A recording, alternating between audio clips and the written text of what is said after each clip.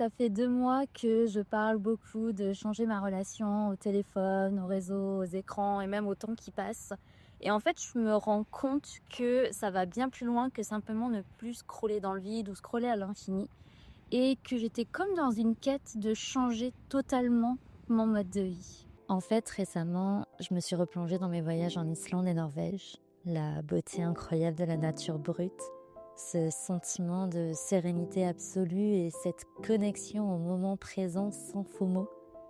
C'est à ce moment-là que je comprends pourquoi je fais tout ça, pour retrouver le goût du plaisir dans le calme, dans l'attente de ne pas avoir tout de suite, et on va pas se mentir, c'est ressourçant.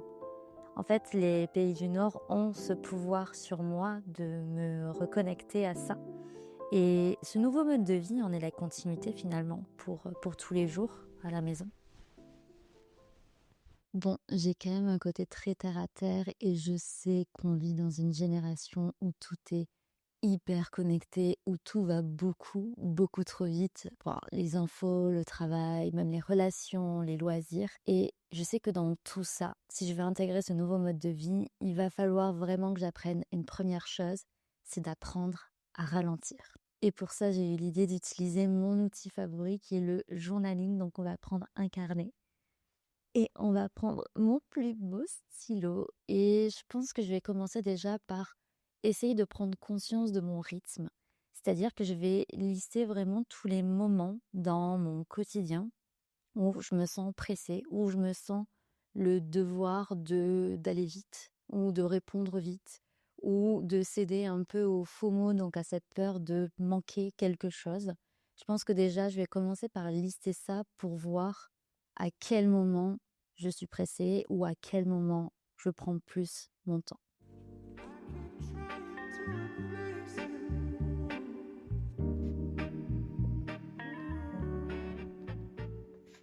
C'est fou.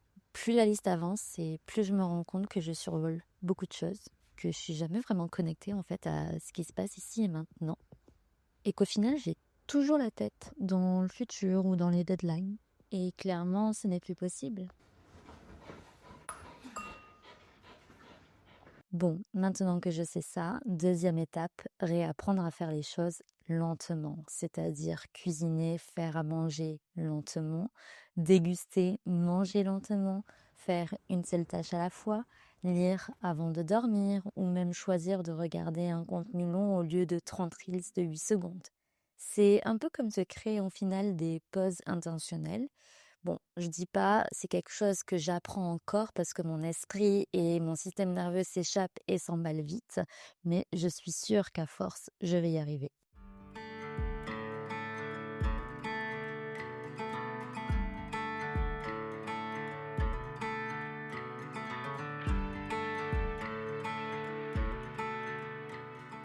Il y a un truc cool que je me rends compte quand même en tout ça, c'est que ça me permet de revoir toutes mes priorités. Je crois qu'au final, c'est l'état 3 de ralentir. Je comprends vraiment que je peux dire non à certaines choses, certaines situations, que les urgences des autres, au final, n'y sont pas les miennes.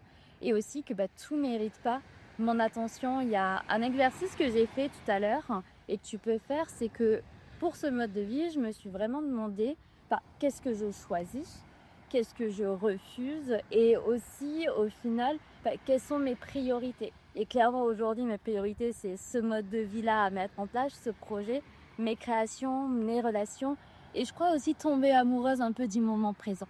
Et inconsciemment, je me rends compte que je commence à me reconnecter à moi, à mes envies, à ma créativité. C'est comme si je vivais la même vie, mais d'une autre perspective, avec de nouveaux yeux. Je me surprends même à vouloir jouer avec l'ennui, même si de base ce n'est vraiment pas quelque chose que j'aime. J'ai aussi envie de plus en plus de me rapprocher de la nature, et clairement j'arrive plus du tout avec les choses qui vont beaucoup trop vite. Bon, je ne sais pas exactement ce que ce mode de vie va devenir, ni comment il va évoluer. Je ne sais pas non plus ce que ça va m'apporter, m'amener, mais je crois que ça, on va le découvrir ensemble au travers de cette nouvelle mini-série de vidéos documentaires. Je ne sais pas comment on peut appeler ça. On part clairement à l'aventure sur comment vivre pleinement sans céder aux FOMO du quotidien, aux FOMO de tout ce qui nous entoure. Je suis vraiment convaincue du fait que ralentir, se réapproprier son temps, renouer avec l'ennui et du coup la créativité qui en découle et aussi recommencer à observer en fait les détails de notre environnement, ça va complètement transformer la suite. Donc on peut dire que cette vidéo est le premier pas dans ce nouveau mode de vie. Et la deuxième étape pour moi va être de repenser tout mon espace chez moi, là où je vis, et réimaginer cette maison pour en faire un vrai espace refuge, cocon, où je me sens extrêmement bien. Et en plus de ça, que ça soit ressourçant, que ça soit sécurisant, même si je ne fais rien, même si je suis toute seule. Voilà, pour moi, je pense que c'est la deuxième étape, c'est se réapproprier cet espace, le réorganiser, le voir sous un autre prisme. On va aussi romantiser, je pense, notre quotidien, notre espace maison, tout ce qu'on fait, du réveil au coucher. Et ouais, je crois qu'il est temps au final de se plonger à 100% dans ce process et j'ai très, très hâte de voir la suite. Ce que ça va être.